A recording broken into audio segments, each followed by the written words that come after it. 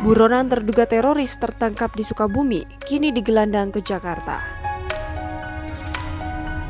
Densus 88 Anti Teror Polri kembali menangkap terduga teroris berinisial YI pada Kamis 6 Mei 2021.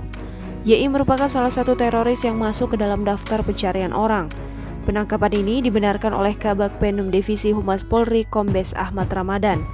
Pelaku ditangkap di Desa Ciberang, Purabaya, Sukabumi, Jawa Barat. Dijelaskan Ahmad, pelaku diduga terlibat dalam aksi sejumlah kelompok teroris yang ditangkap di Bekasi dan Jakarta. Adapun pemimpin kelompok teroris di Jakarta dan Bekasi ini diketuai oleh seorang berinisial HH yang berdomisili di Condet, Jakarta Timur.